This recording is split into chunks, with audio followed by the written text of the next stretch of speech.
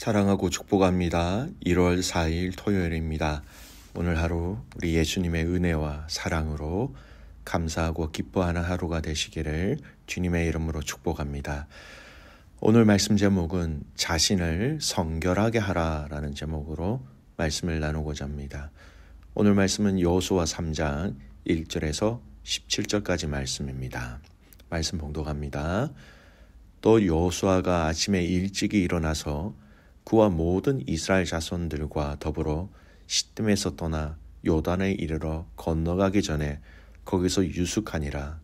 사흘 후에 관리들이 진중으로 두루다니며 백성에게 명령하여 이르되 너희는 레위 사람 제사장들이 너희 하나님 여호와의 언약궤 매는 것을 보거든 너희가 있는 곳을 떠나 그 뒤를 따르라. 그러나 너희와 그 사이 거리가 2000 규빗쯤 되게 하고 그것에 가까이 하지는 말라. 그리하면 너희가 행할 길을 알리니 너희가 이전에 이 길을 지나보지 못하였음이니라 하니라. 여호수아가 또 백성에게 이르되 너희는 자신을 성결하게 하라. 여호와께서 내일 너희 가운데에 기이한 일들을 행하시리라. 여호수아가 또 제사장들에게 말하여 이르되 언약궤를 메고 백성의 앞에 건너라 하매 곧 언약궤를 메고 백성의 앞서 나아가니라. 여호와께서 여호수아에게 이르시되 내가 오늘부터 시작하여 너를 온 이스라엘의 목전에서 크게 하여 내가 모세와 함께 있었던 것 같이 너와 함께 있는 것을 그들이 알게 하리라. 너는 언약궤를 맨 제사장들에게 명령하여 이르기를 너희가 요단 물가에 이르거든 요단에 들어서라 하라.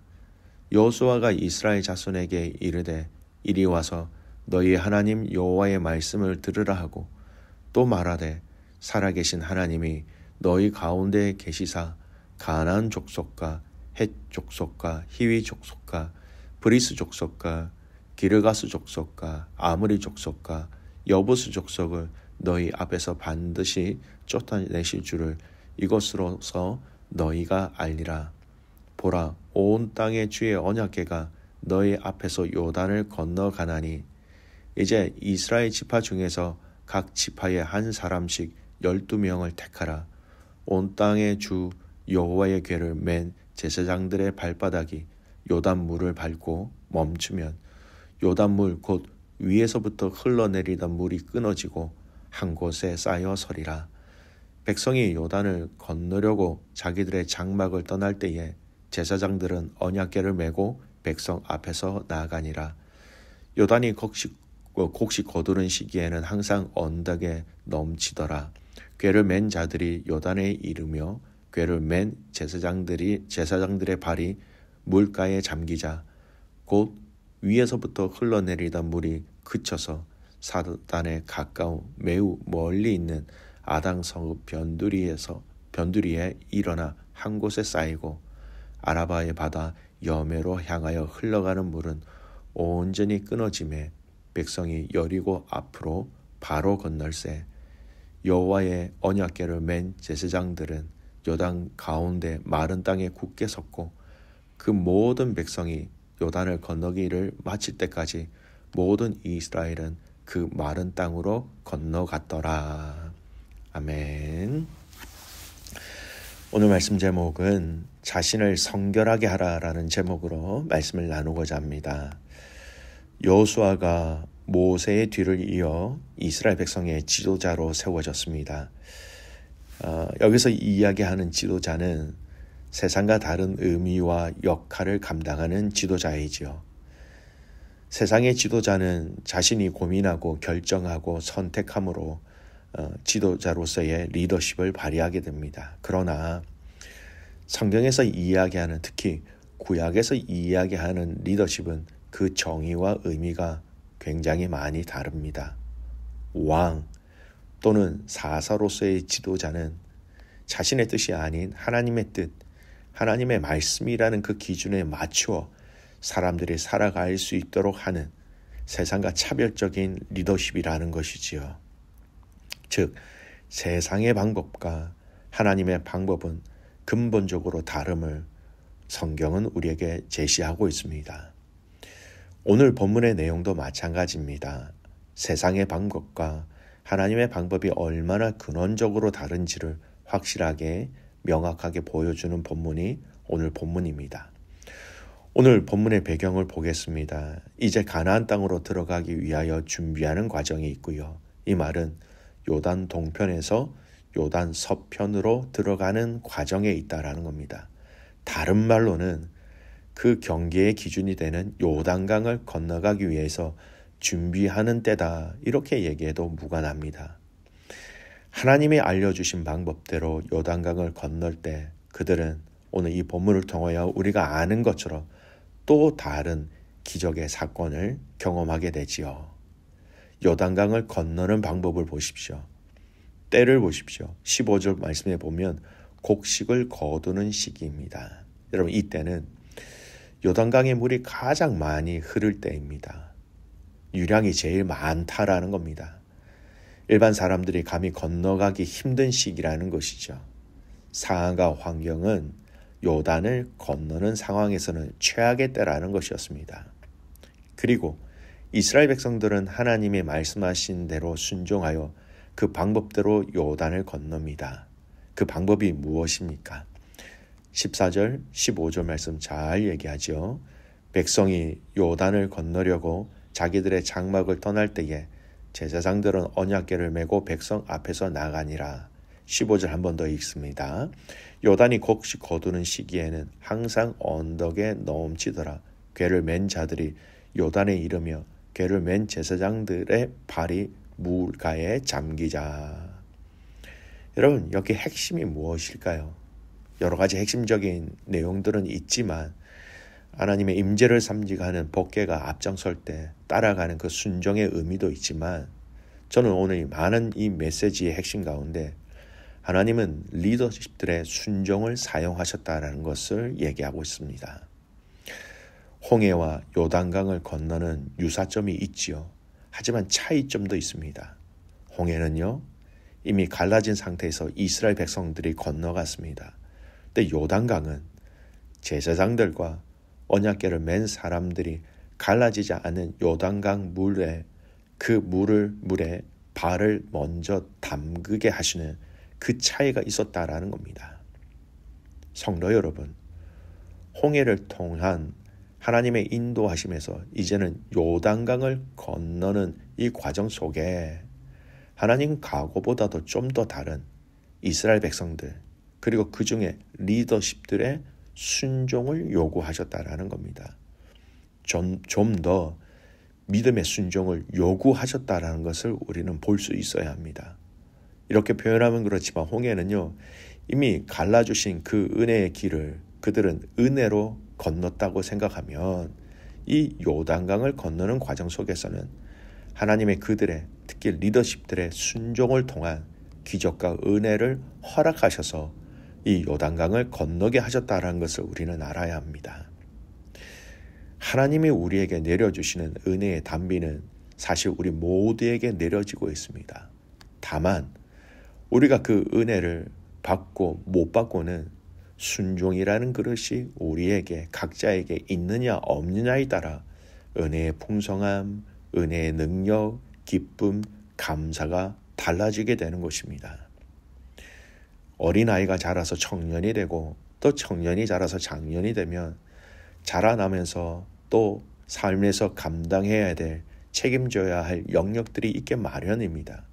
그것이 자라났다, 성숙하였다라는 증표가 되기도 하죠.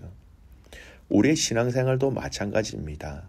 조금씩 자라게 하실 때 하나님은 우리에게 순종이라는 과정을 통하여 자라나게 하신다라는 것을 알아야 합니다. 작은 일에 순종하며 나아갈 때 하나님이 우리 인생 가운데 베푸시는 은혜와 기적과 힘을 우리는 경험하게 되는 것이지요.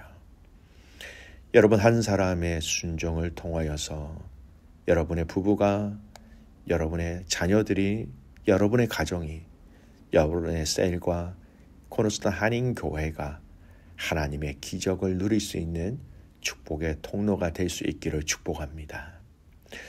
두 번째, 이 요단을 건너가기 전에 여호수아가 이스라엘 백성들에게 강조한 메시지를 좀 살펴보았으면 좋겠습니다.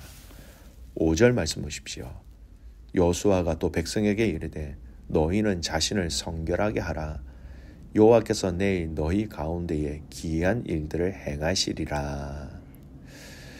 인간적으로 따지면 오늘 이 요단을 건너간다라는 것은 이제 실제적인 가난한 사람들과의 정복 전쟁의 장소로 들어간다라는 의미입니다. 훈련소에서 군인이 훈련을 받는데요. 이제는 그 훈련을 다 마치고 실제 총알과 포탄이 터지는 전쟁터에 군인으로서 곧 투입된다라는 것을 의미합니다. 그러면 인간적으로 생각할 때 우리는 무엇을 고민하고 무엇을 준비하고 무엇을 점검해야 합니까? 전쟁에서 이기는 방법입니다. 가진 군사력을 점검하고 우리의 병력과 전략과 전술에 대해서 연구하고 준비시키고 전쟁에서 이길 수 있도록 물러서지 않도록 정신교육을 통하여서 실제 일어나는 전쟁 속에 가지고 있는 실력과 힘을 발휘할 수 있도록 모든 것에 힘을 쏟아야 할 것입니다. 그런데 지금 여호수아는 무엇을 얘기합니까? 조금 전에 그 전쟁에서 이기는 방법에 대해서는 아무 얘기하지 않고 오늘 5절 말씀 자신을 성결하게 하라라고 얘기합니다. 하나님의 약속의 땅에 들어가기 위해서 점검해야 할 가장 우선순위는 바로 성결이라는 이 영역을 점검하게 하였다라는 겁니다. 이스라엘 백성들이 가나안 땅을 정복하는 데 요구되었던 것은 다른 것이 아니었습니다. 하나님 앞에서의 성결이었습니다. 하나님께서 그들에게 요구하신 것은 그들 자신의 싸움의 능력이나 준비가 아니었습니다. 요구하신 것은 성결이다라는 겁니다. 교회에서 우리에게 필요한 것도 동일한 것입니다. 교회에서 우리에게 필요한 것은 우리의 능력이나 재주가 아닙니다. 다만 하나님 앞에서의 거룩한 영성을 구비하는 것이 우선입니다. 하나님은 오늘의 교회와 그리스도인을 향하여서 성결을 원하고 계십니다. 개인과 성도와 교회가 성결하면 하나님은 기뻐하십니다. 개인과 성도와 교회가 성결하면 그곳 가운데 하나님의 임재와 임재를 통한 부흥과 성장이 있습니다. 교회의 능력은 건물의 크기나 재정 규모와 상관이 없습니다. 교인의 숫자도 결코 아닙니다. 그것은 전적으로 교회의 성결에 달려있다라는 겁니다. 교회가 성결치 못하면 하나님은 그 모임을 흩어버리십니다. 이스라엘이 성결을 상실하였을 때 하나님께서는 그들을 쳐서 열방으로 흩어버리셨지요. 거룩한 영성이란 하나님께서 행하시는 일에 순종하며 따를 수 있는 그 거룩 영성입니다. 먼저 이런 영성, 거룩의 영성이 구비될 때 교회에서 행해지는 일에 우리의 능력의 결과물이 아니라 하나님의 기적이 나타나게 된다라는 겁니다.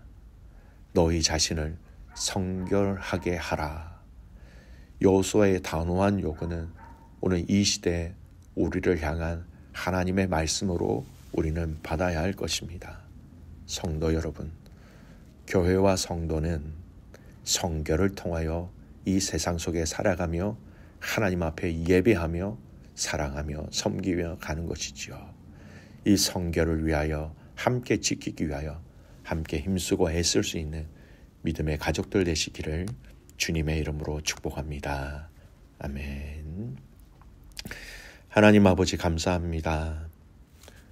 오늘 우리에게 허락하신 이 여호수아 3장의 말씀을 통하여 하나님 우리에게 요구하시는 것이 성결임을 알게 하여 주셔서 감사합니다.